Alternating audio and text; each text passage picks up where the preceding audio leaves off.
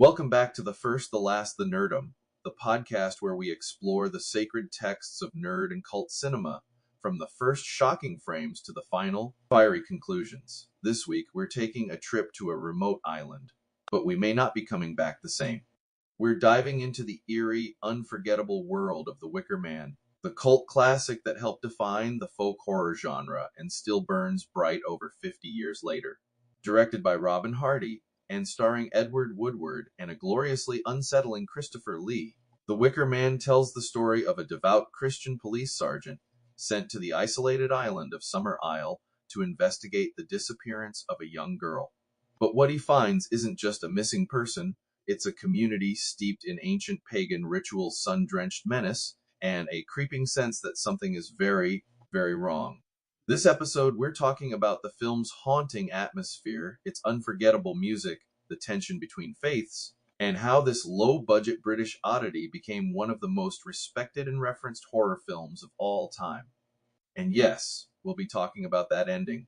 So grab your Mayday garlands, beware of hobby horses, and keep your eyes on the harvest, because this week we're going full folk horror with The Wicker Man, right here on the First, the Last, the Nerdom. And don't worry, it's just a bit of old island tradition.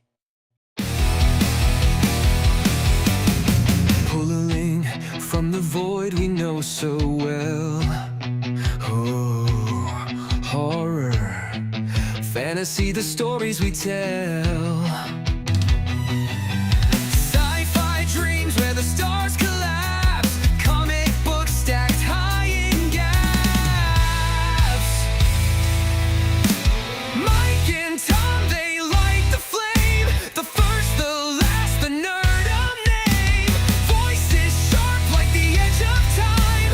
Diving deep in a world sublime.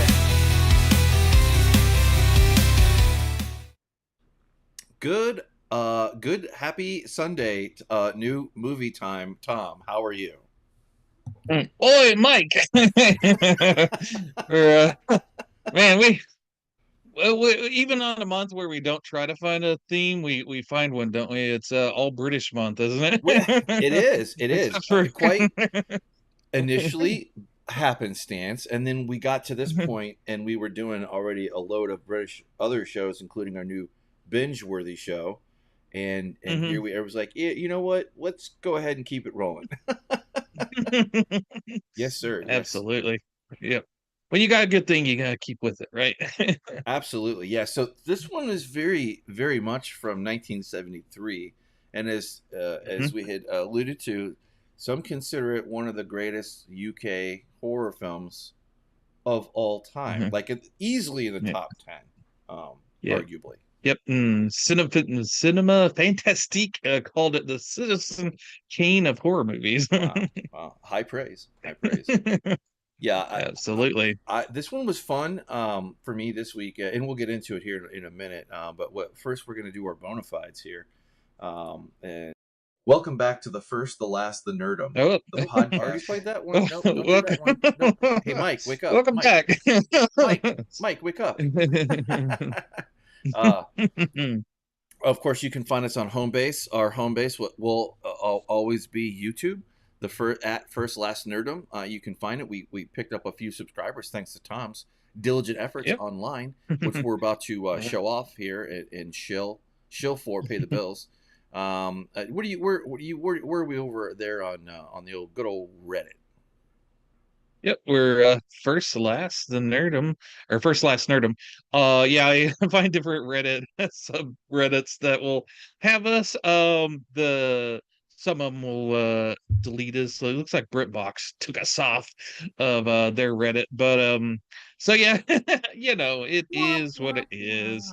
Right. But the League of Gentlemen subreddit, we covered this League of Gentlemen last week on our binge worthy, and got a lot of interaction on the subreddit, and also a lot of comments on the video, and we're nearing 700 views on that video, which is atypical for us. Very high numbers, which we definitely appreciate. And if you've come over from Reddit to subscribe and watch our videos, thank you very much for joining us on this journey, and we hope to produce a lot of stuff that you might enjoy. But yeah, I'm there. I'm not always as welcome on other Reddit subreddits, but Yeah, fuck them. you know, I try to you know, I'll avoid the ones that will obviously ban me, but Yeah, you know. yeah. The only Anyway, one that I have a mhm, bone to pick was the Superman one. Like mhm. if you're an admin or moderator of subreddit underscore r slash Superman, fuck you. You are the reason why nobody wants to be a fan anymore. So I'll lay that at their Mhm. feet, and it'll be feisty. I'll keep the feistiness down here until when it comes to lighten things on Yeah. fire at toward the end of our show here. Yeah, yeah, and I'm also on X. I promote her stuff, and then post little goofy things. Art the Clown might be hinting at what we'll be covering in the future on our binge worthy. He's feeling a bit British and a little weird, so I thought I would post that. But yeah, I'm on X, and I think you're on X as well. I am. I am at ApeIt underscore Inc. And you can find me there. You can also find me co-hosting on the Late Show. Although I am reducing my time down because we have got a flood of wonderful people to step up to the plate and help co-host Monday through Friday. Thank you, Haley. Thank you, Alan. Thank you, Raleigh. And of course, thank you to myself. But we do that Monday through Friday, 7 to 8 p.m. My day will be Thursday, and we're experimenting and whatnot, but we're very, very excited to bring all those folks on board and to continue the conversation. Also, Sunday news show with Step Into Cafe Americana, Sunday news show with Professor Kenny, myself. This one, we also had a special guest host, Raleigh. He stepped in. We'll also be having a musical chair, change out the chair, change out the guest co-host as well. Going into August there on Sunday. Go check out our latest one where we cover the big headlines and whatnot. And of course, as always, I am ApeIt.Ink, long form publication and content. But now that we've got the bona fides out of the way, we got this one. And this one, so I guess what made you want to do this one, because it's so weird. We have covered a few of these pagan folklore, folk horror, psychological horror. Mhm. They kind of run the gamut. This one's a little bit more classic in its thing. We covered these things before. What's your history here, and what made you want to do this one, or always want to do this one for to draw our attention to it, Mister Yeah. Tom? Well, if you're any person fan of horror, this will come up at one time or another. It's as one of the classic. If you look at any classic horror list of top 10, top 50, top 100, Wicker Man's gonna show up somewhere in that. And so it was always one that I was interested in. And then I didn't see it early on. I actually saw it the director's cut on DVD. I think I sent you a link to the eBay Top showing. 10, I was trying top to find 50, a top good 100. image. Yep. Yeah, that's the one I bought, the special limited from I forget, Anchor Bay, I think it was, that released that. It's it's actually a wooden box with the limited edition. Evidently it's they're still selling special editions of that, but that was the first time that the director's cut, I believe, came out.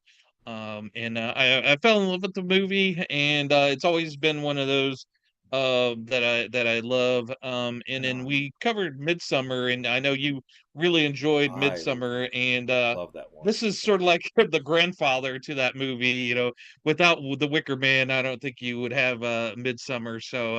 So yeah, it was one that we needed to circle back and cover, Yeah, yeah. because of that. And kind of to frame these kind of two, why they're different. Okay, Midsummer, it gets under your skin, and makes you feel violated. Whereas the Wicker Man, it's more about existential dread, and it makes you question the fundamentals of like up and down and good and bad and Hmm. whatnot. But Yep. all the things that go with the big question thing: civilization, barbarism, Yeah. I'm sure there's a Roman Gaul joke there, or Germania. Anyway, I'll drop that one like a lead pipe, because it'll go down like a lead balloon. But anyway, yeah, back to the forefront here. This was So I originally watched that version of it, and then just recently, 2 years ago, celebrating the 50th anniversary let me put you up on the big screen. of it. They came out with the 4K, very nice 4K. I got the British 4K of this. It's got, so now there's three versions of the movies. There's the theatrical butchered version of it. There's the director's cut that was, they originally thought the after the theatrical cut, there's a lot of missteps, and Right. it got got put in a landfill, and it's like probably buried underneath a highway now in England. The actual work prints of the original movie. But they, when they were trying to find distribution, they sent a copy of it over to Roger Corman, and Roger Corman's editor kept their copy of it. So the director's cut was based off of the negative, getting that print of it, and then I think the final cut, which came out a few years ago, it was, I believe, my understanding is what the director Robin Hardy authorized for the actual print, the actual final cut of the movie. So all three versions are on this, and the final cut is in the best quality you're gonna find for this movie. So if you're physical media gal, track this down to get, and especially if you love the movie, Right. and you want a copy of it, there you go.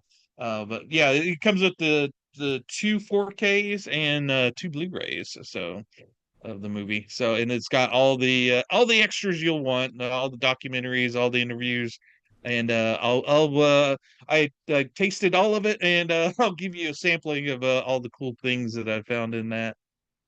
So Outstanding. what's your history of it, Mike? I have none. This was, again, like many of these things, coming off the boat here. It's thanks to you I was The introduced. boat plane, right? Yeah, right. Yeah, one-way boat. It was introduced to this thing called horror, and I really fell in love with Midsummer. Just one of those that I loved. I bought a patch. I bought some of the things. Love that. I love that psychological. Just really, just fucks with you. I mean, left and right. You just don't know how to feel. It's one of my favorite parts of this, of doing this thing. So I had none. This one was not hard to fall into at all. It was very quaint. Definitely showed its period, the period of time it was in. And you also kind of have to realize that, like, back then, people look a little bit older. They're different sensibilities that would be that would be mocked nowadays. Like, it was a much simpler time. And I believe you would call somebody back then like that we would have called them a straight edger. Right. Yeah. The interesting thing about the movie on the physical disc, I don't know if it did it at the beginning of your version, but there was a comment that saying that this is filmed at a different time, and you may find offense to certain standards Fucking and ridiculous. cultural things of the time. And it's like, I watched the whole movie. I didn't see anything that would be offensive. I don't know. It doesn't even have anything remotely in my opinion. I mean, it really does. I mean, it has some scenes there, but that's from the scenes there. That's not from anyway. But it's not really a body horror kind of type thing. It's more of like a take you along for the ride, and more of kind of implied danger behind the scenes until the very. Well, it's like it's like putting a warning in front of Silence of the Lambs. Some of the eating habits of certain characters in this movie may be offensive to some viewers. I hope you like meat that's raw. Yeah. Yeah, I wouldn't even. Yeah, and then in front of Texas Chainsaw Massacre, I don't know. Be a whole list of things things you might find offensive. But yeah, Yeah. but yeah. So go ahead. Yeah, I was just gonna set the scene real quick because we've been yammering for a good, Hmm.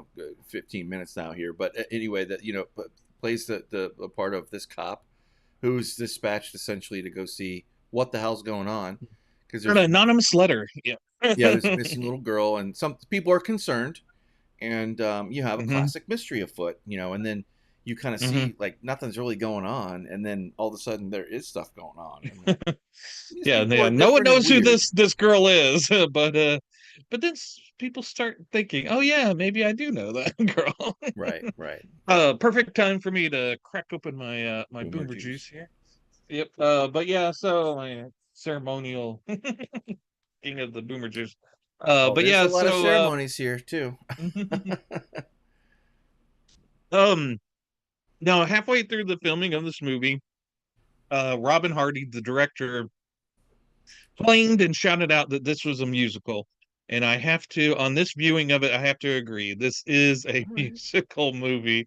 I mean, the music is integral to this movie. It is. Yeah. And it plays in the, you whatever you think of Eli Roth, the director. I saw an interview with him on the disc. He said that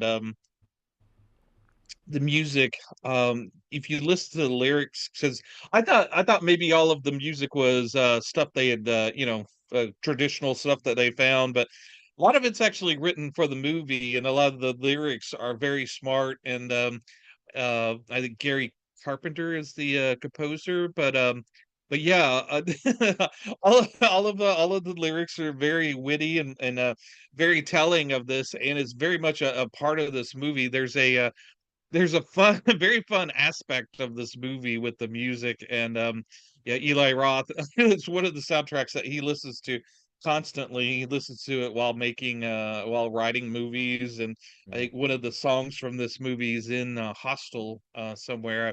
I've seen Hostel, but I don't remember where that is. But yeah, this is a very unique movie. Before Midsummer, there wasn't a movie quite like this. And yeah, and it's, when you talk about folk horror, this is movie shoots up at the forefront. Obviously, folk horror is sort of a term that's only became present in the last few years. So yeah, this was folk horror before folk horror was even a Or thing. they even knew what to But call yeah, it. Right. Right. yeah, exactly. And so yeah, this was just like a unique horror movie. And some people don't even consider it horror. One of the actors, Ed Woodward, he the Equalizer, he never saw this as a horror movie per se. Yeah. Um Now, we now know it as a subgenre of folk horror, but you can see the DNA for this and we've talked about I mentioned this a lot.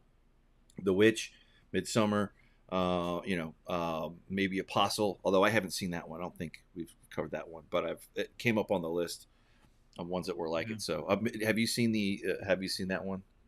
Apostle. no, I Okay, yeah, haven't.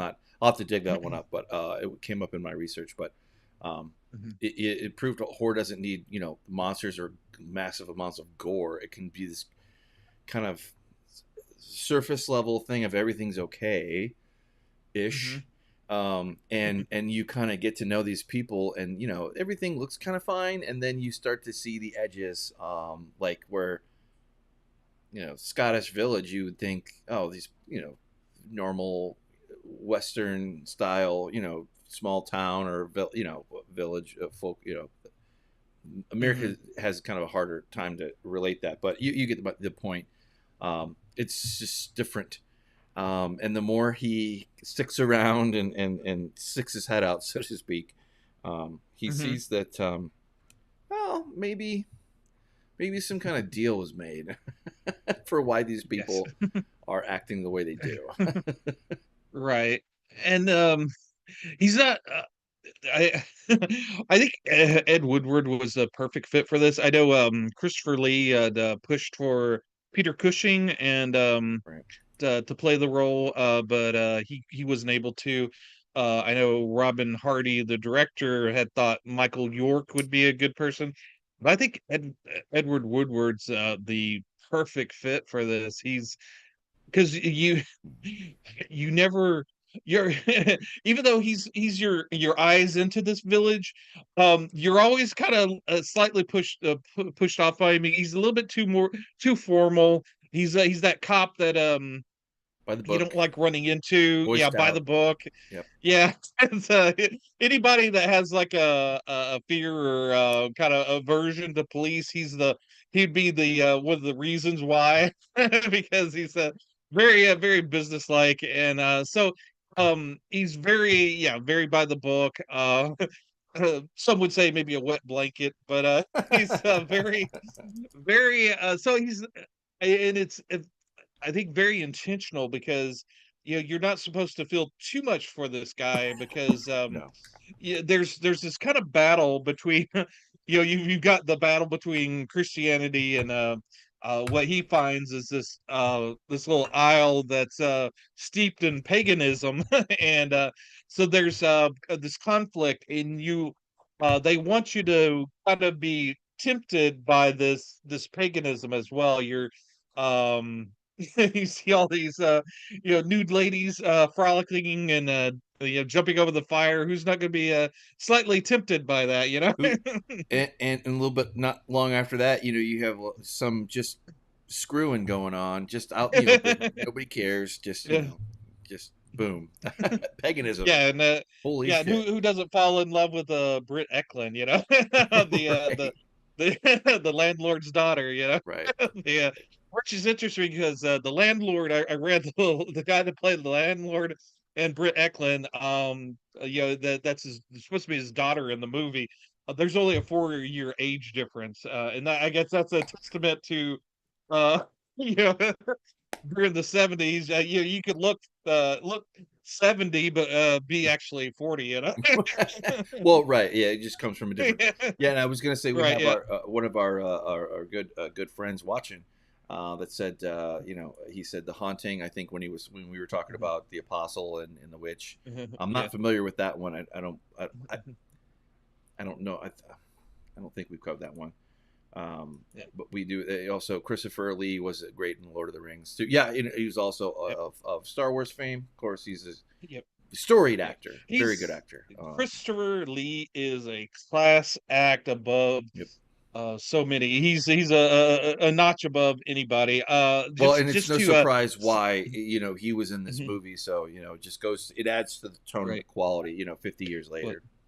yeah, he was just from the 60s. He was coming off of all of those Hammer horror movies where he played Dracula. He was Mm, ready to sink his teeth into something a little bit different, so to speak. And so he met up with the writer of this, Anthony Schaefer, who also got together with Robin Hardy, and all of them were kind of interested in this, writing a horror movie about something that hasn't been done before at that time, which was this paganism, right. sacrifice. Anthony Schaefer had bought the rights to the this novel called named Ritual. I forget the name of the writer, but it basically starts off the same, where a police officer goes to an aisle Mm, to investigate a disappearance of a girl. He quickly realized that book wasn't really adaptable to a movie, so it became so they came up with the story for this. But Christopher Lee, this was a very low budget movie. He actually did not get paid for this movie. He did this really? movie for free.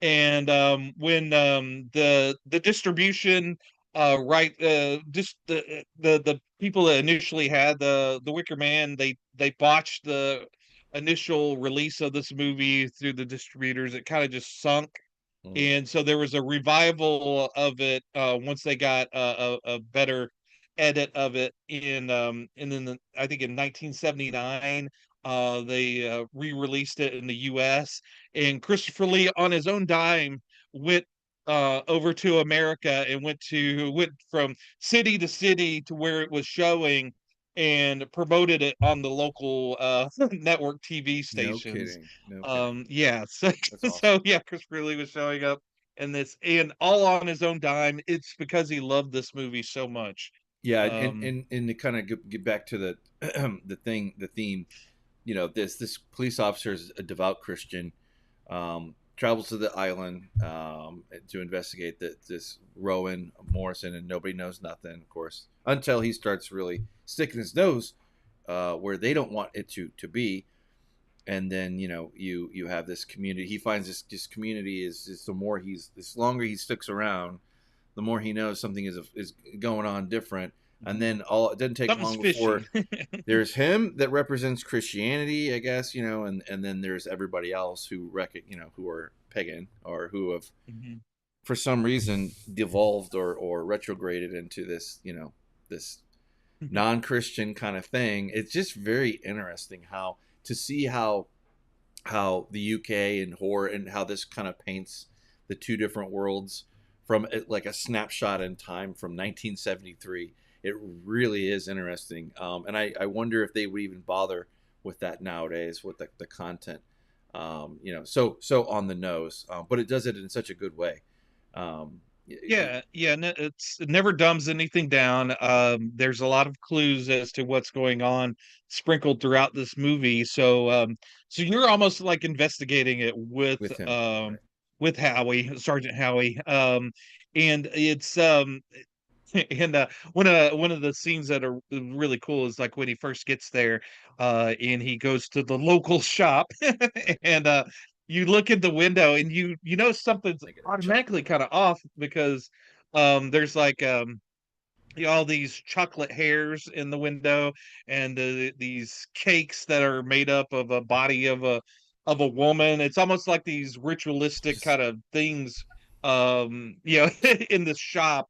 And and for those that watched our binge worthy last week, you could tell that League of Gentlemen were highly influenced by this movie, and that shop scene is maybe reminiscent of one of the scenes from the early episodes of League of Gentlemen. And then these guys are kind of obsessed with this movie. They've revisited it in one of the episodes they did of Inside Number Nine, which hopefully we'll eventually get to. But yeah, this is very highly influential movie that there's just so much in there. There's a lot of little different interesting little clues. It's hard to get into those without getting into spoilers on this little over 50-year-old movie. well, So this kind of this doesn't take you full on. This kind of slips you in and then kind of puts you to sleep a little bit. And then by the time you figure out what's going on, because the pieces are there, the conflict is there, but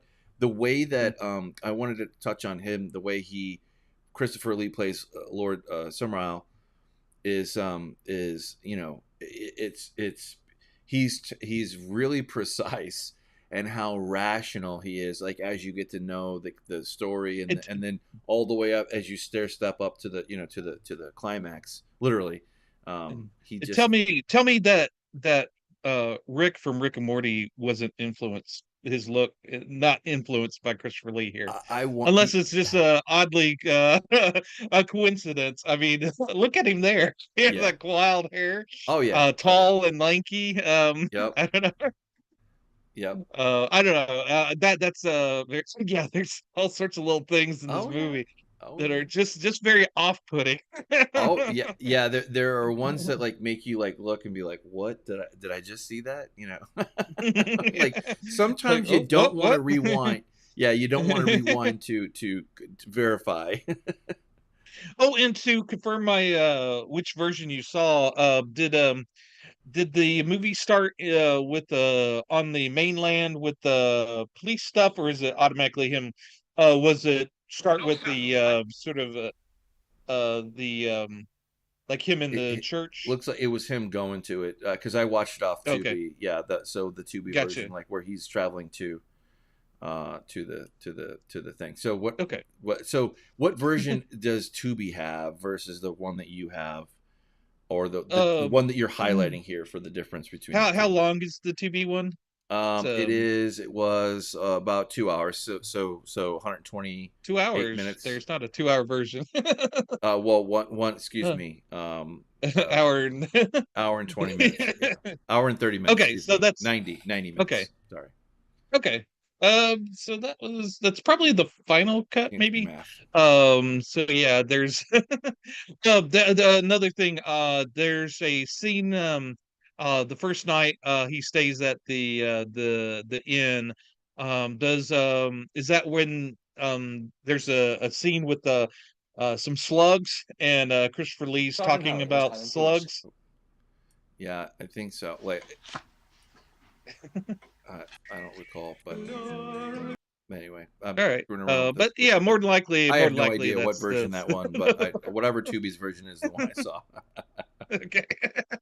Yeah, don't want to spend too much time on it. But yeah, so yeah, whichever I think it would be wonderful to because there's an Apple scene that Christopher Lee was obsessed with, Robin Hardy was obsessed with that didn't ever they never found a good print of that particular scene. And there's a lot of other scenes. If you go through the list on IMDb, there's like a list of things that were supposedly filmed that are lost to time. And so yeah, but I think what they have is solid. You get all of the story you really need within this framework, especially with the final cut. It's a little bit shorter than the director's cut, but I think it is more succinct, and I think you get everything that you need. The movie's like I said, like you said, about an hour and a half long. And again, you don't need horror movies usually do best about an hour and a half long.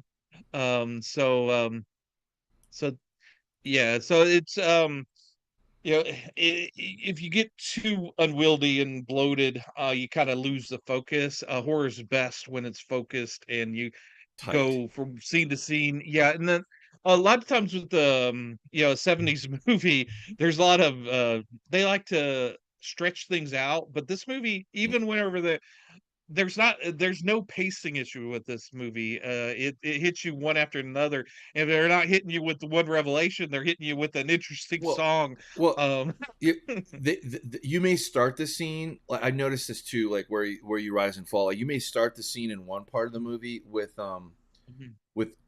the shock or whatever, and then as they go to the next scene, it's not there, but then it hits you at the they keep you entertained, at least for me. And now this is one where this is the sucky part when we do this thing. Like, so you have like all the the physical media and the versions, and then kind of like it makes you want to go back and watch the good version. Makes me want to go buy physical a copy of this, for posterity's sake, just for being, because what happens when it's off Tubi or whatever, and you're yeah, surfing the high absolutely, yeah. seas, then that's fine. But Yeah. Yeah, no, there's all sorts of little cool things on it. Like, you've got, the, and they recorded a commentary track with Robin Hardy, Christopher Lee, and Edward Woodward when they're all still alive. Commentary, and that's on the director's cut of it. oh, And really? so it's just wonderful just hearing the voices of those guys just reminiscing about this. And yeah, it wasn't the the set wasn't all together, everybody all excited. There was some tension on it. I know Britt Eklund didn't wasn't happy with the film, and there's certain things she felt like, well, she's a Swedish lady, and she did do a Scottish accent. This is a Scottish Isle that's supposed to be on the Scottish Isle. And they dubbed her. She couldn't sing, so they did there's a scene where she sings, so that's absolutely dubbed. She claims that she was dubbed in this movie all the way through, her voice, but the director says that it's her voice. Uh, so there's a conflict there. And then also there's a scene at the end. We won't get into spoilers yet, but might have been some animals that possibly could have been killed, and she said that they did. Robin Hardy says that they were removed before anything could happen to them. So there's that kind of a rift between her and the director Right. on certain things. Something I find funny is there was that people kind of protested the movie about the animal part of it, Hmm. and the writer of the script, Anthony Schaefer, replied back and said only the furry cuddly ones were killed. Well, it's funny As how. a fu to them. Right, right, yeah, yeah. I mean, if you're sensitive to that, that is horror in and of itself to Mhm. you. But but Yeah, yeah. normal people, it's just a thing there. But and there's loads of other things too, like where, like, well, again, this goes back to paganism, like where everything presumably has a use. Mhm. And they're it's very. I said rational before, like to them in their mind, the village, they're the Sergeant Howie goes about and learns to be these people. He resists just as much as they try to pull him. It's almost like they are.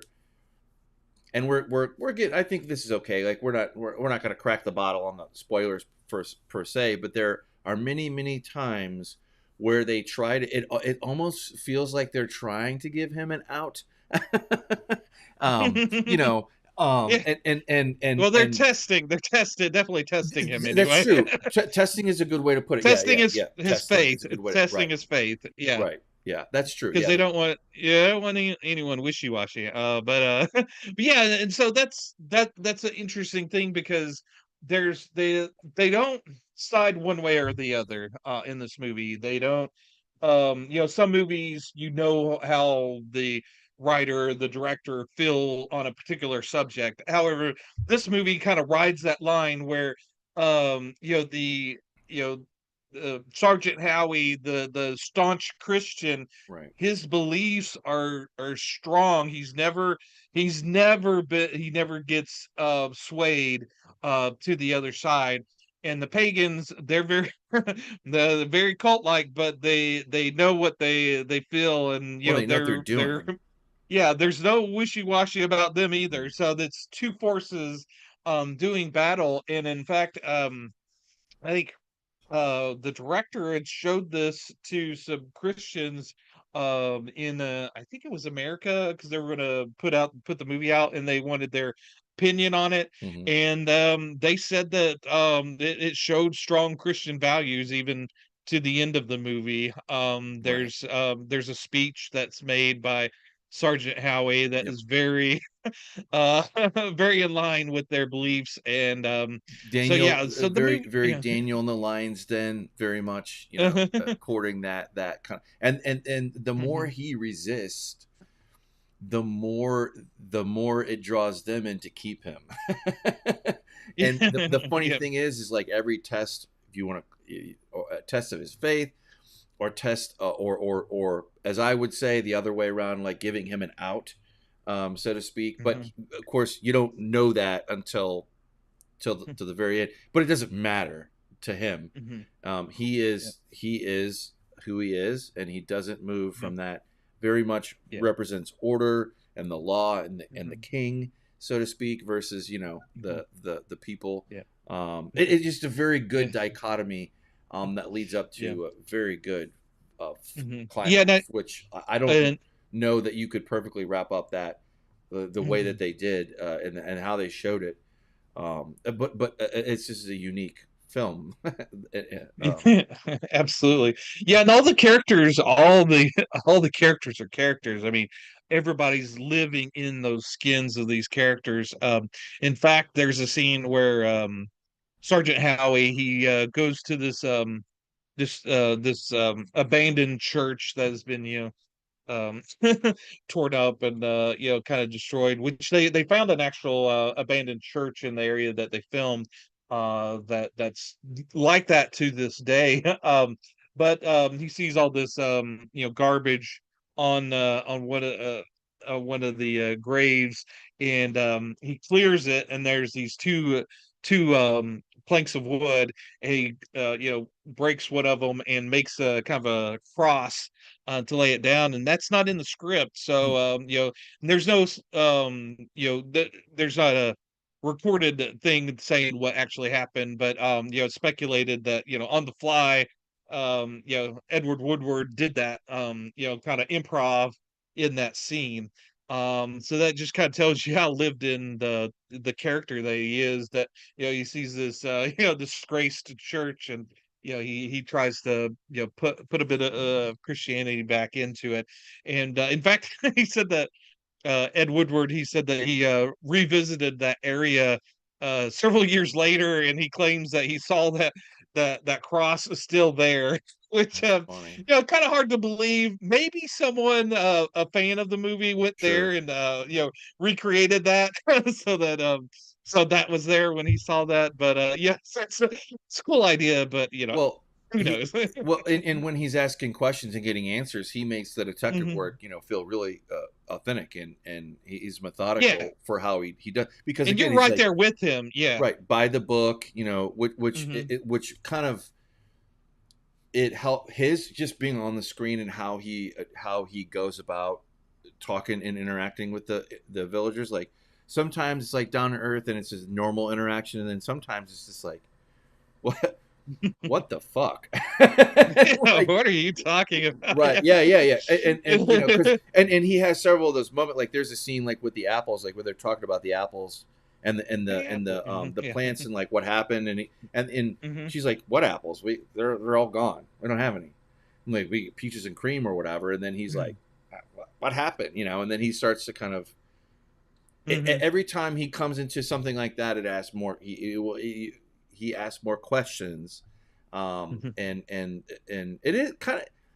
I didn't really get too much of a mystery thing because I was already kind of set up with like it presents itself as a mystery, but it's not quite. It's more Yeah. horror than mystery There's because in a Mhm. mystery you're kind of scratching your head a few times, but this one, no, there's something afoot, something's going on, and Mhm. he just I think also is a little bit of he's in denial, like he's Mhm. that's what it feels like to me, like where he's just like Mhm. he's just expecting to meet the old lady who has a Bible and and a Mhm. cross, or Yep. but he doesn't find that old lady, he doesn't find that Bible, he doesn't find that Mhm. aside from like the little things that he's seeing, like he is slowly realizing, as we're getting in more into this here, Yeah.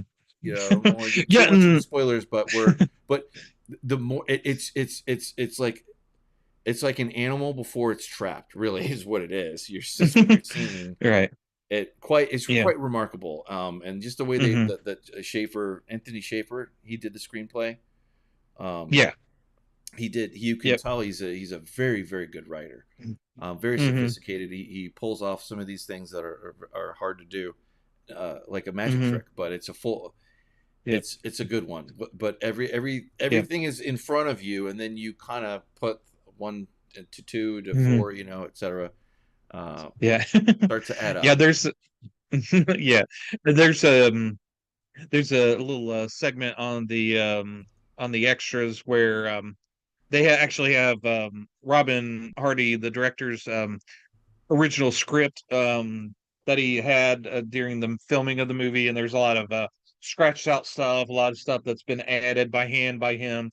There's a speech towards the end, again, not to get into spoilers, where the Christopher Lee character kind of explains what was going on and Oh, into greater detail, which Christopher Lee would probably have enjoyed having that monologue there, but it really there's like X's through it, so they didn't actually film that. And I think that's to the credit of the movie, because you as a viewer are smart enough to know what happened as things are revealed. There's a aha moment. M Night Shyamalan moment, I guess, towards the end, where you're like, oh yeah, okay, this is what's going on. In It's a credit to the filmmakers to the smartness of the audience to know that, oh, okay, this is what was going on, and start filling in the blanks themselves. They don't need it all spelled out to them at No. the end. But Well, yeah, so I was also going to say too, like uh, I didn't get a chance to watch all the way through again, but I did get to watch a few. I kind of went through. I watched it all, and then I went back through and I saw a couple things that were a little bit more interesting. But nobody's lying. Nobody's lying. It's just that you're primarily seeing this through Howie's, Sergeant Howie's point of view, as you follow him, but he's missing. He's missing. He's a literalist. I mean, or whatever. He's like they're more abstract, and he's literal, concrete. Whatever. There's that push, that pull with them, that just kind of sets up this tension. Also, that is like. I'm not saying it's like the tension, like where you expect somebody to jump out around the corner from the shop and stab the cop or whatever. I'm not saying like that, but like it's Yeah. you can sense it. It's if you were a robot and watched this movie, you would never get that. You would not pull on that sense of dread, of I don't know, reckoning, I guess, like as for lack of a better term, because you also see it from the villagers' point of view too, in a way. Yep. I mean, it doesn't it starts off rational, and then I love where it goes. And this is a little bit of a spoiler, but it starts out rational, kind of, sort of, and then you get to this irrationality. But the people don't question it because it's just the rain comes down, and it's because of making it up because God cries. That's nowhere in the movie, but that's kind of the cause and effect of a very down to earth view of a pagan, but there's a little bit of a layer of build up that is supernatural that permeates all of this, that just gets creepier and weirder and creepier and weirder. And anyway, yeah, and there's a scene that would probably work perfectly in a scene in League of Gentlemen where the Sergeant Howie walks in on this lady treating this kid with a sore throat, and had her put a frog in her mouth, right, for the frog to take the soreness out of her throat. Is he here? He's croaking. He's got your sore throat in him now, and and Sergeant Howie goes, I know what's going on. You're all mad. You're all crazy. And I just kind of, he keeps getting confronted with all this nonsense, and his rational mind is just bucking up against it. I will say that this movie is supposed to take place end of April, beginning of May. This film was actually they had the funding and they had to shoot now. Otherwise it might not have got made. They had to film it in October and November. So if it looks a little chilly, that's probably why. I think they did a pretty fantastic job. You never really question that it's at the end of April, beginning of May. You figure, okay, well, Scottish Isles, maybe it gets a little chilly there in that time. But yeah, you're never really confused on that. And also, even with the landscape of this movie is kind of offsetting, because you see all these um palm trees. Like, this is supposed to be Scotland. What's with all these palm trees? There's the everything is kind of unsettling about this movie. And they do a wonderful job. You're never sure-footed in this movie. You're much like Sergeant Howie. Once he steps off of the off the boat, he's constantly peculiar, being and more peculiar, putting off. Well, and he's kind of coming through as like the level-headed viewer, and how these people talk, and how they casually accept this lifestyle, this way of life. It really makes him feel. It really feels awkward. Like super awkward in certain scenes and situations, and how it's just matter of fact, whether they're trying to seduce him, with Willow, and how that goes, or it's was it Ingrid? No, yeah, Ingrid Pitt.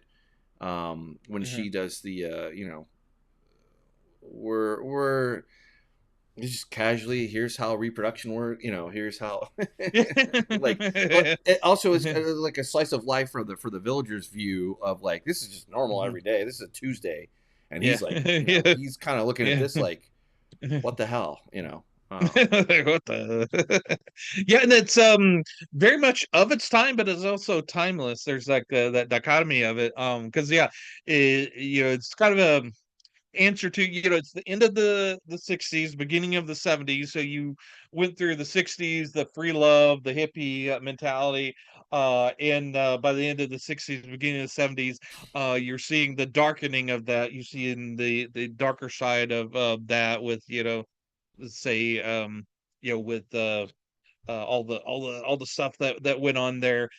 So people are kind of questioning that hippie mentality. So with this movie, with kind of having that free spirit to it, with the paganism, but seeing also the darker side of that kind of creeping in, well, it's really kind of an answer to that time.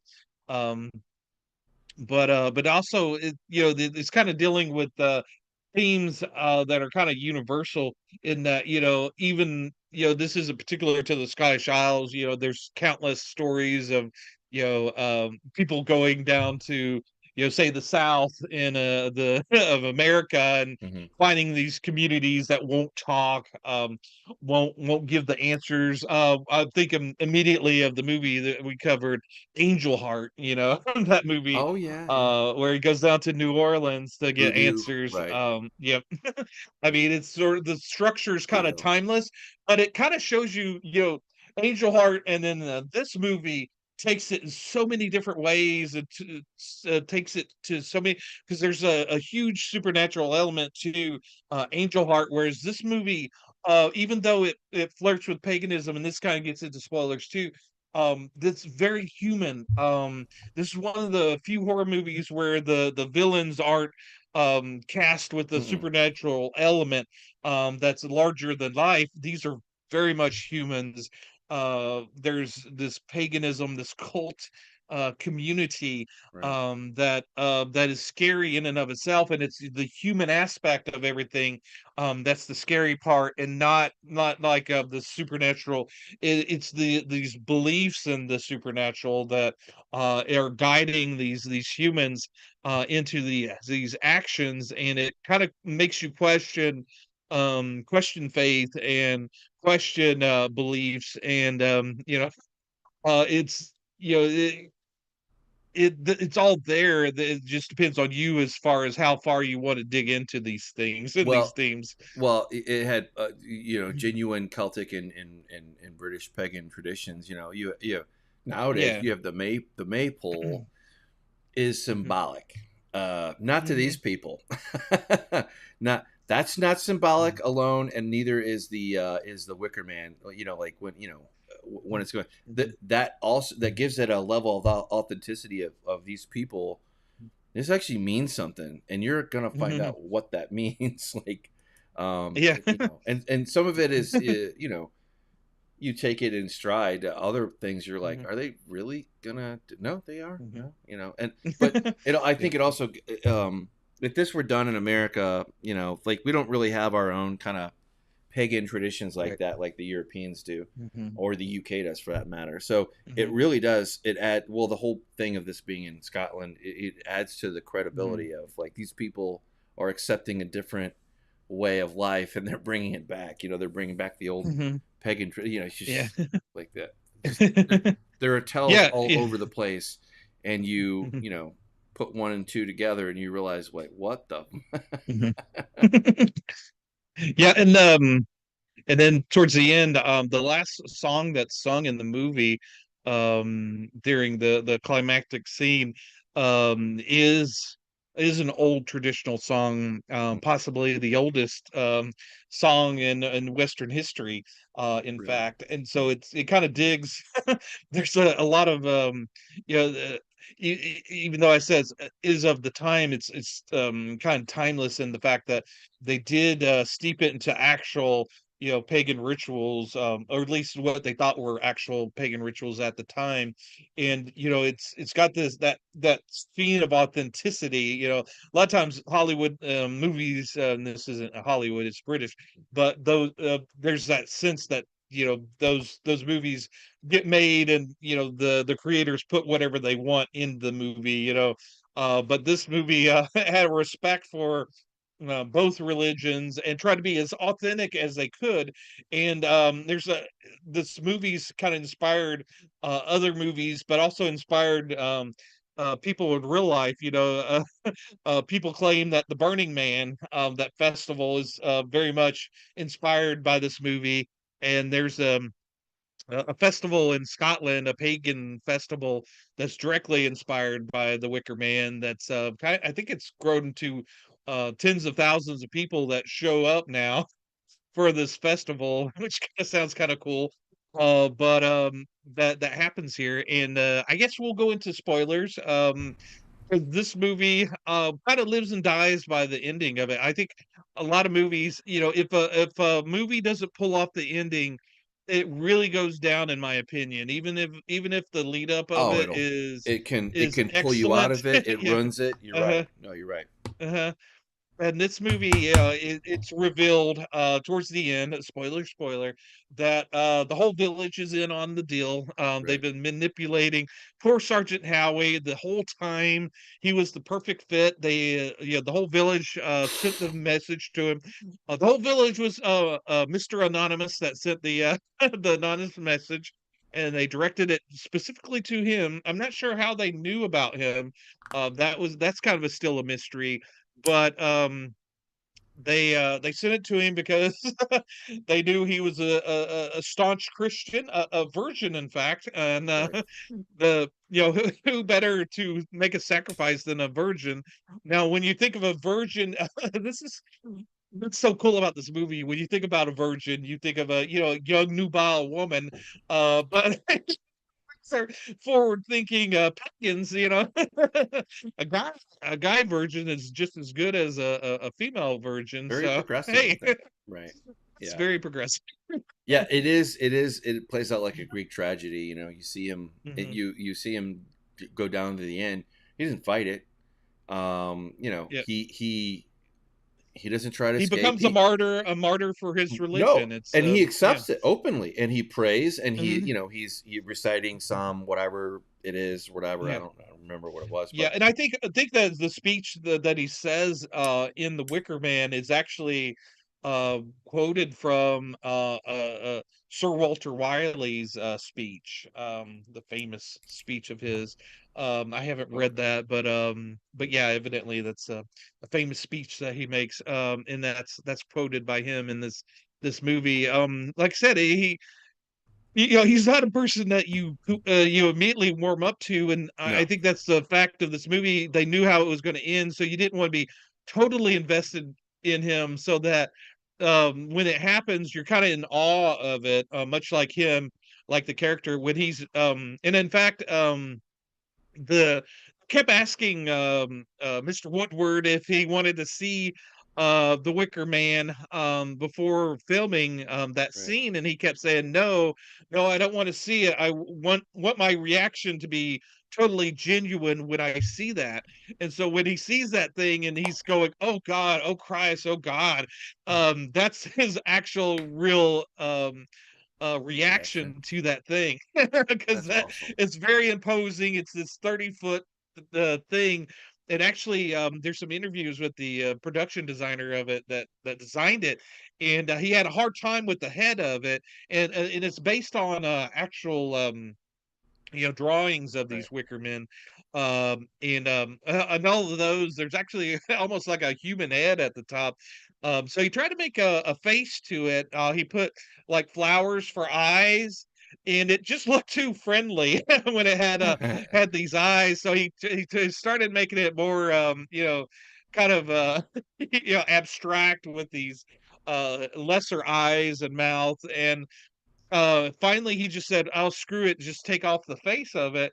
And then he goes, "Oh, well, that gives it a mystery to it, and that works, and it definitely works." That large imposing thing at the end, and yeah, the fact that he's shoved in there with all these animals that are going to be sacrificed as well.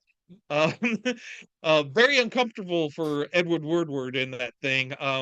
He said that that goat that's right above him kept pissing on him because the goat was scared. Said probably the worst bit of filming that he ever made was in that damn thing. But yeah, it's very effective, very effective. And the film company was didn't have much faith in this is Hardy was a first time director. Was his first film that he directed. So they were kind of scared a little bit about that. So they got I forgot the cinematographer's name, but he was a longtime veteran cinematographer, so they figured he would help them out.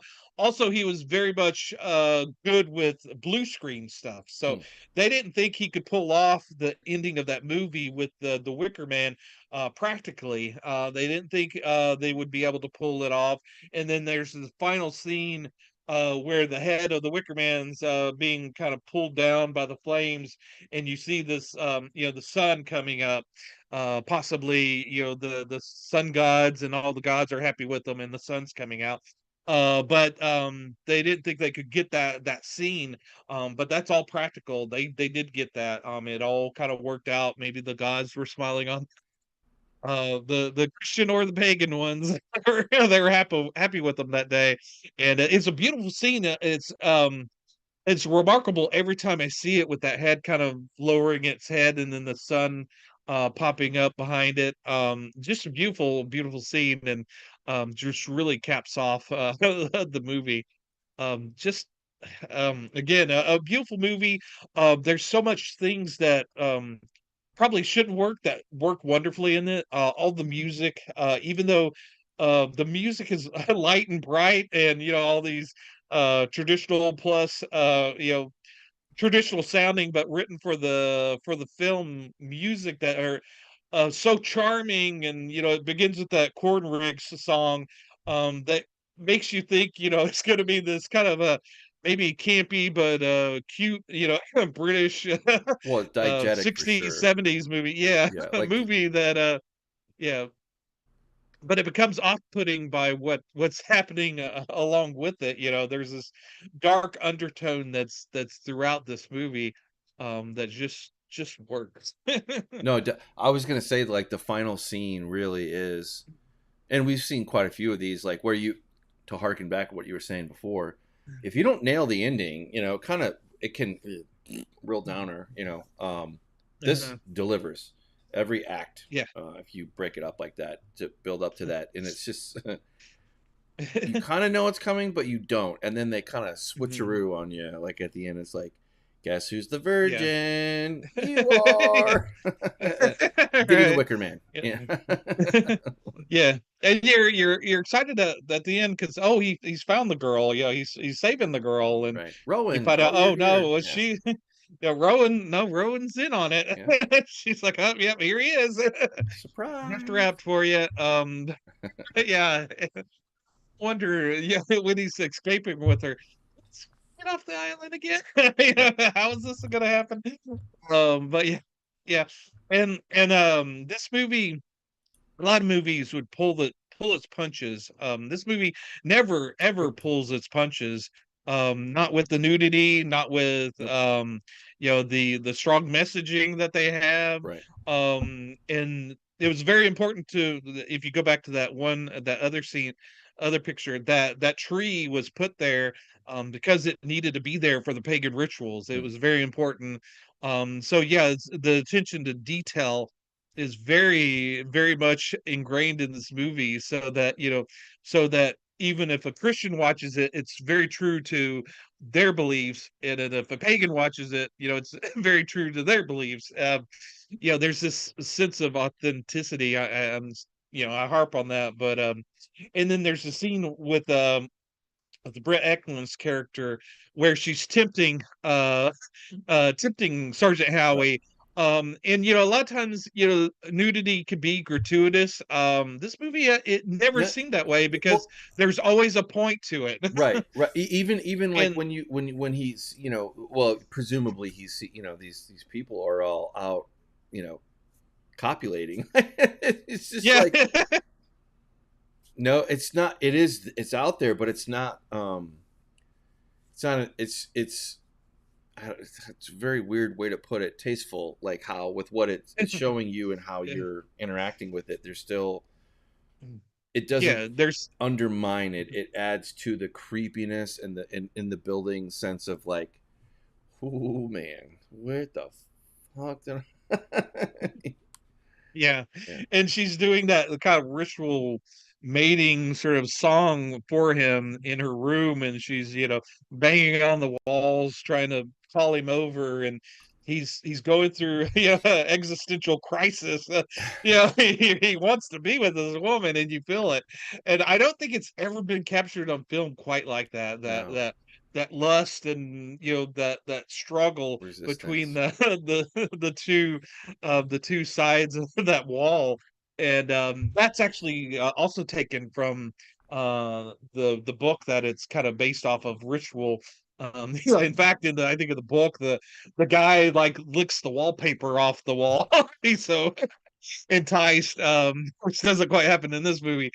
But yeah, the actress Britt Eklund, she is topless in that scene, but they did get a body double because they wanted a full nude scene, and Mm, she didn't want to do full nudity, didn't want to show her butt in the movie. So understandable. they sn- they s- they snuck a body double in. I think as a nightclub dancer, Oh, maybe, that got put in there. And that was another thing Britt Eklund was very upset by, that they did that. And in fact, people would take a picture, that woman, her and her exposed butt, to have Britt Eklund sign at autograph oh, signings, and she would oh. refuse to sign it because she would say, "That's not me." Right, right, Very upset with that, but but right. I think it works to the benefit of the movie. And another thing I read, that actually, uh Rod Stewart was dating her at one point when this movie was being released, and he tried to get the movie pulled because he didn't want people seeing his girlfriend at the time That's naked in funny. That's hilarious. so That's fun. Well, kind of crazy. yeah, it's just a good. I'd say if you like Midsummer, this one,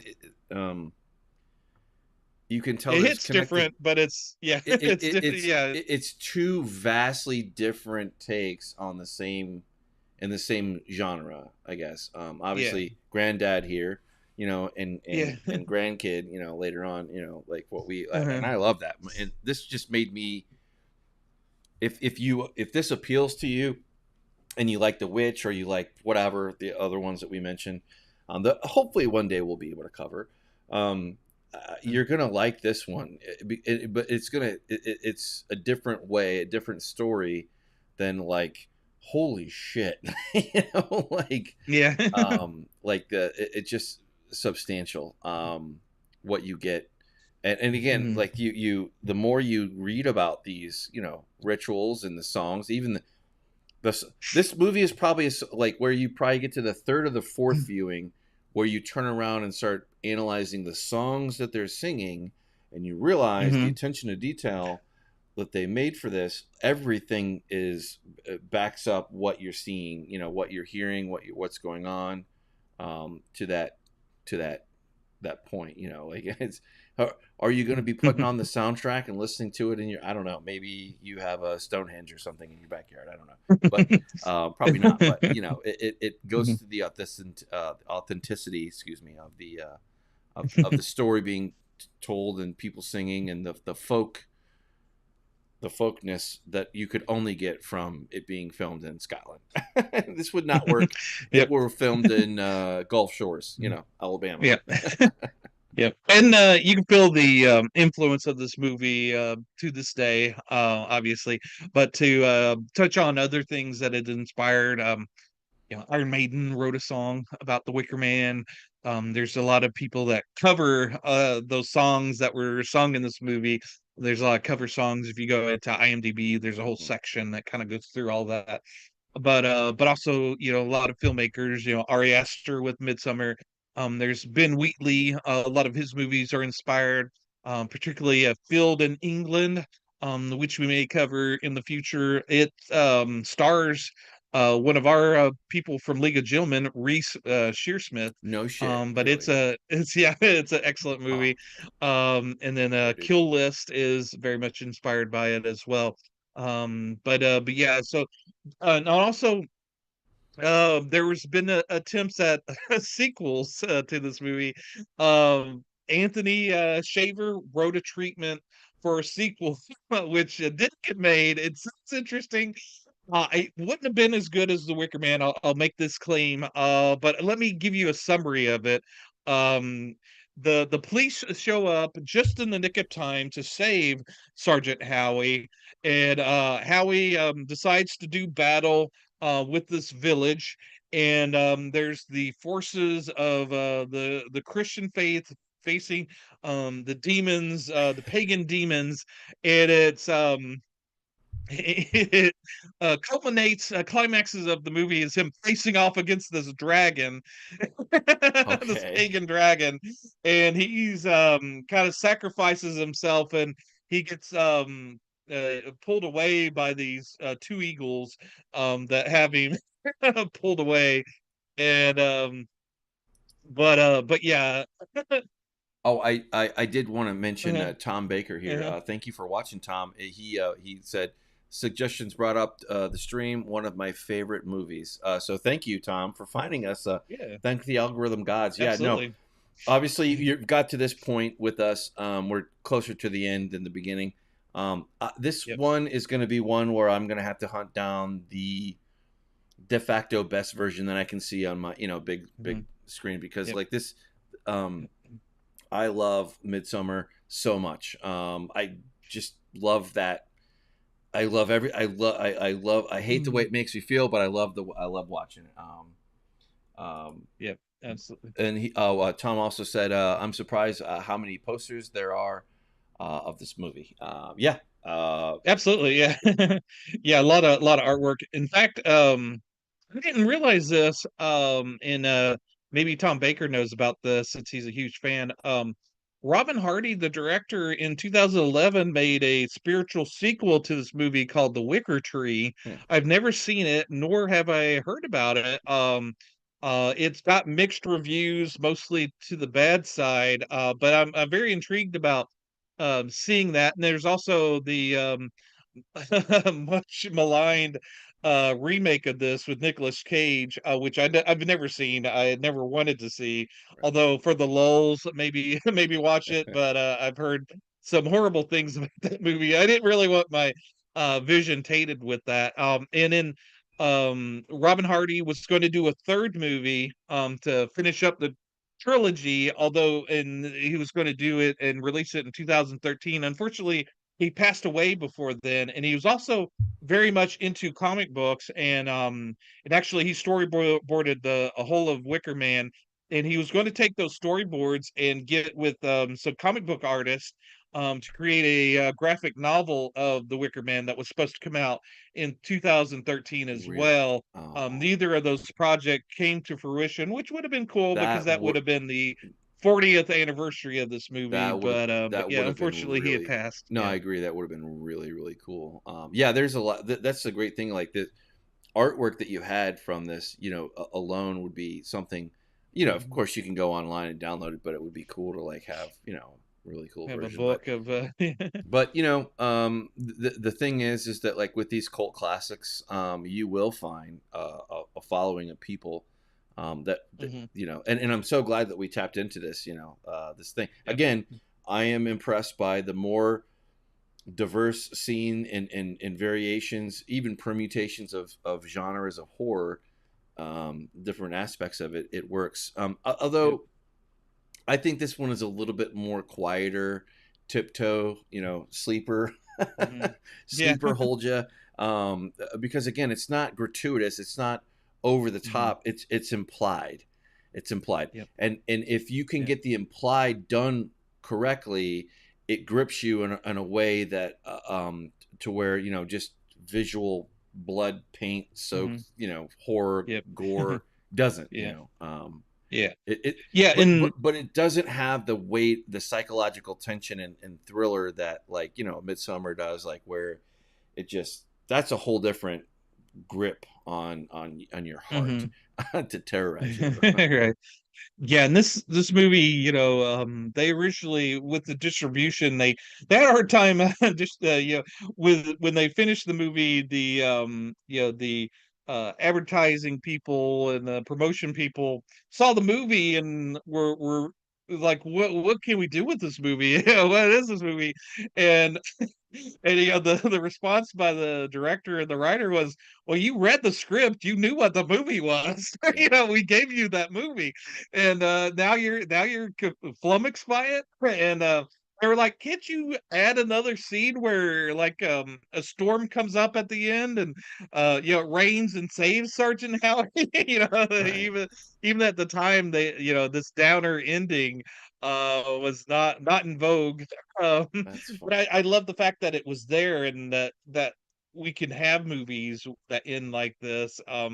It's such a wonderful. And so the, you know, the distribution, they were had a they did send it to Roger Corman, who understood this movie completely. Sure. And I think if he had that movie and had distributed it, it might have had a bigger success initially, as opposed to when they went with another distributor that offered them more money Hmm. because they wanted more money up front. Sure. But then they just dumped the movie and didn't do any promotion for it. Whereas Roger Corman saw it, he said it's almost an you know, art house movie, but not quite. Right. And but it's not a schlocky horror movie either. He understood the market of it and knew how to you know, appeal to an audience. He knew who the audience was even at that time. Yeah.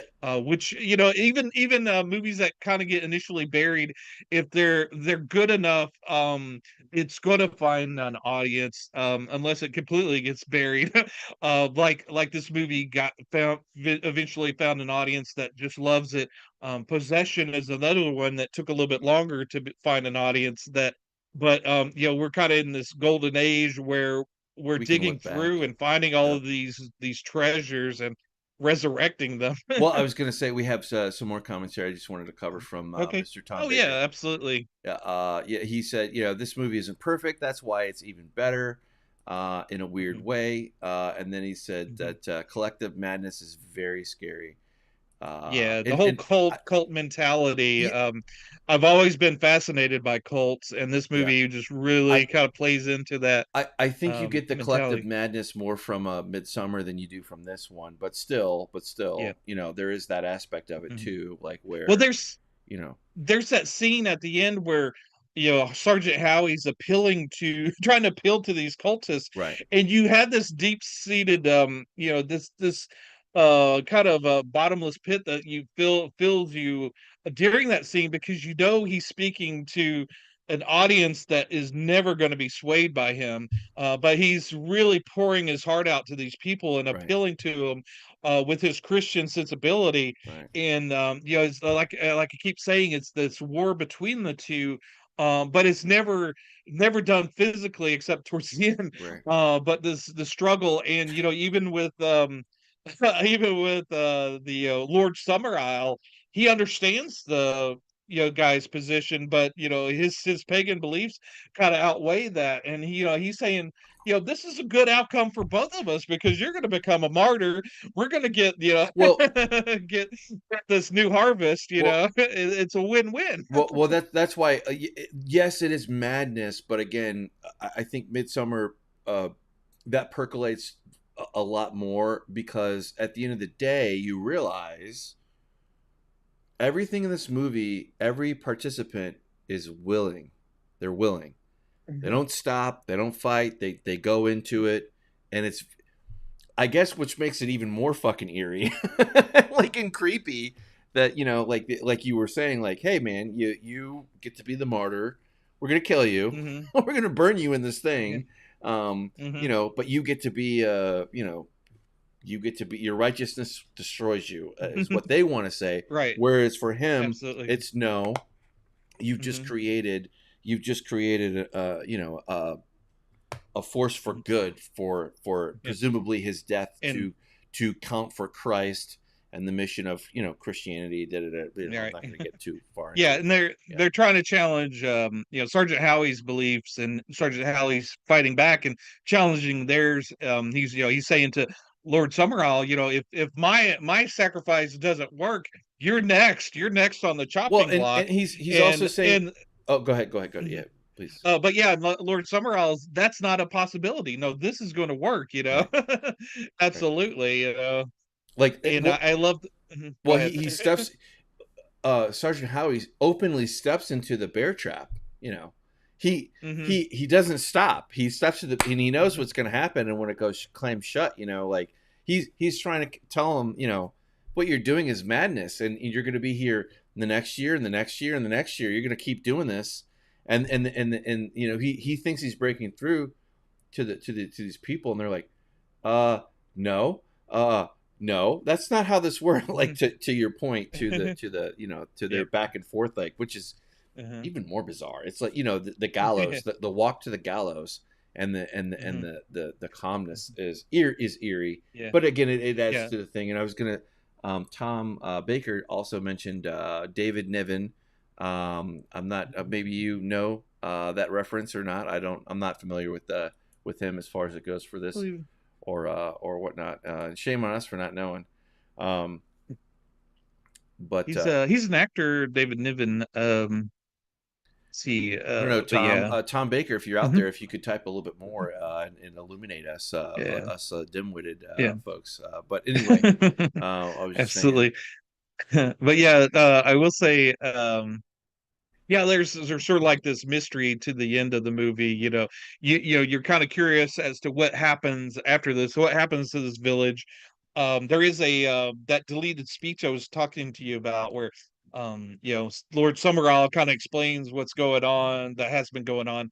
But what we missed from that, since it's been removed, is that um they plan on sinking that plane, sinking it so that when the police show up looking for the guy, they said he Oh, never it's an arrived. accident. What policeman? Fucking I don't know. diabolical. They thought of everything. Holy shit! Wow. Yeah, yeah. But this is a movie that doesn't need a sequel. Mm-mm. Yeah, Mm-mm. I'm kind of curious to see the Wicker Tree. But yeah, I love that it.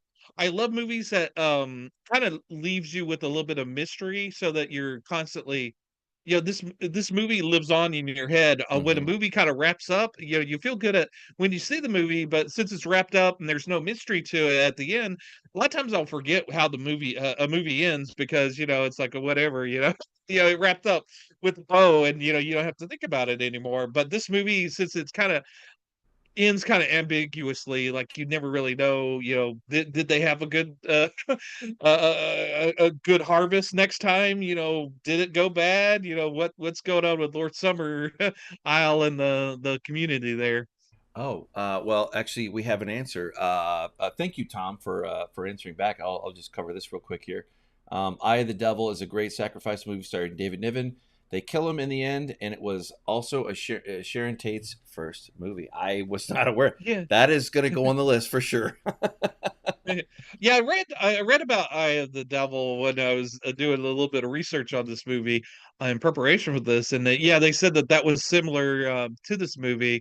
But yeah, I didn't realize that David Hmm, Niven was in that movie as well. that's awesome. But yeah, that's cool. That's cool. Yeah, and I have never seen that movie either. There's even though I claim to be such a horror fan, but Well, to there's be so much to horror to be that, fair, I claim you as the horror guru for me, which is true compared to right. my knowledge. You are a guru, so but we learn something new every day, and that is why Yeah, we love to have participation and do this thing yeah, live. I think this is actually the yeah. fifth or sixth week where we decided to cut the main show live. And I'm glad we Hmm. did, because we have that interaction with the audience. But anyway, I totally disrupted your Absolutely. original thought that you were mentioning before. No, I think I kind of wrapped Wrapped it up. up. But yeah, but yeah. So yeah, the Wicker Man lives on. Yeah, despite all of the the remake and everything. This is one of those movies that kind of rises above anything that tries to pull it down. Excellent movie. Again, Mike's mentioned it a couple of times, and I've mentioned it once. There's the 4K. There may be an American release of it, but I got the British version. So Hmm. 4Ks. Most 4Ks play on any machine, but Blu-rays only play on Region B from the UK. So yeah, if you get this for the Blu-rays, you make sure you have a region-free player. But again, and I hadn't seen this. I don't know if this poster was commissioned specifically for this release, but I've never seen it before, and it's a really breathtaking um poster. It's one of my Visual. favorites Yeah. of it. Yeah, Well, that's why I which love. I used for the thumbnail. Yeah. That's why I bought the extended extra A24 version of Midsummer that has the artwork and all that. It's just Hmm. beautiful. When you get Yeah, into it, and and just a shout out against current like books and even movies. They've gotten really bad about doing just like words on the cover, or mm, doing these really plain visuals for, yeah, books and movies, and all those posters and covers used to have very engaging artwork that it really inspired you. But I've noticed recently, maybe it's even AI generated crap, that we're losing that authenticity. artistry of, yeah, that beauty of a poster. And a lot of the Wicker Man's posters are really enigmatic and Yeah, engaging and beautiful looking. yeah. This is one to watch. I think we're both on the same line Absolutely. for that. And Yep. I am going to end us here pretty quick because Yep. you don't want to get too you don't want to get to actually eclipse the actual runtime of the movie. That's a Yeah, sin of some that's true. kind. Although Tom is the pagan, and I'm the Jew, aka traditional. I'm just kidding. Anyway, well, I'll bury that one. But yeah, hey, I just want to mention a couple stats. We are the First Last Nerdom. We thank you so much for joining us. Tom Baker at Raleigh, the gaming forum, who showed up. We had 2 eyeballs on this throughout the thing. We have 10 likes, which is something amazing for us. We're not used to that amount of attention. We're we're more square one on the mom put our drawing up on the refrigerator, and we're happy enough with that. But I was gonna say I'll share this Absolutely. with I'll let Tom Baker's words. I'll read that out. I saw The Eye of the Devil before The Wicker Man. It was 1980s cable TV. And with that, I think we're ready to wrap up. Any final Mhm. words, Tom, before we light the fire and burn Yeah. up Mr. Howie again? No. No, Mike, I'll see you next week at the Maypole. Yeah, absolutely, absolutely. Yeah, I've been Mike. I'm Tom. See ya. No, no, no. I don't want to.